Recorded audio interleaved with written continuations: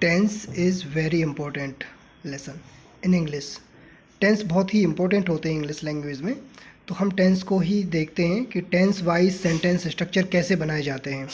तो importance of learning tense, अंग्रेजी भाषा को शुद्ध लिखने हेतु अलग अलग टेंस से संबंधित वाक्यों के सेंटेंस स्ट्रक्चर की सही जानकारी होना आवश्यक है।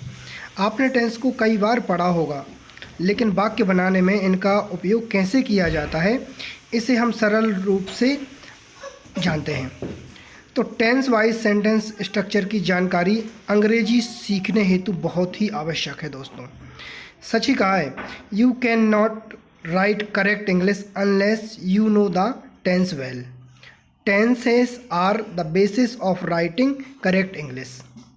ठीक है, तो tense is that form of verb which shows not only the time of an action but also the state of an action or event।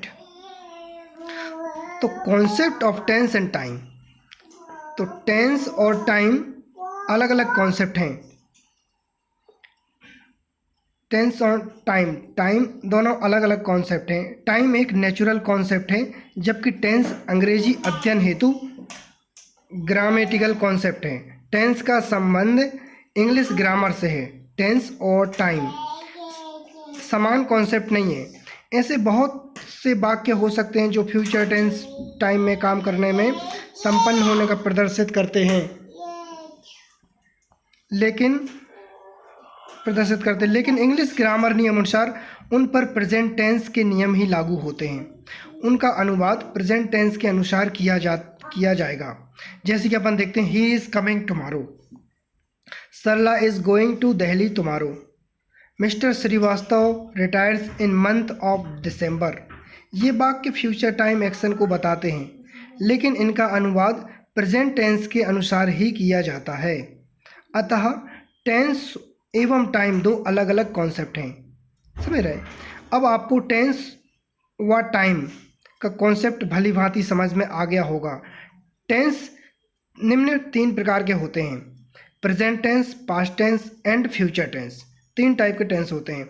तो प्रेजेंट टेंस के वेरियस स्ट्रक्चर हम सीखेंगे, तो जिसमें मेन होता है सब्जेक्ट प्लस वर्ब, एस और E S लगते हैं, प्लस ऑब्जेक्ट, है ना, प्रेजेंट इंडेफिनिट टेंस।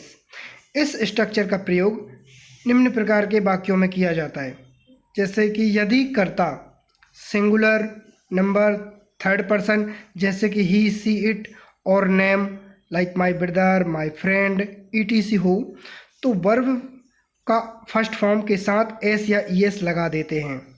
ठीक है, वर्ब में ES हम तब लगाते हैं जब वर्ब का अंतिम अक्षर S, SS, X, Z, SH, CH हो तो। ठीक है, अब जैसे अपन कुछ एग्जाम्पल देखते हैं। मैं विद्यालय जाता हूँ, आई गो टू स्कूल। वह स्नान करती है, सी टेक्स बाथ इन मॉर्निंग। वह रोता है, ही वीप्स। वे खेलते हैं, दे प्ले।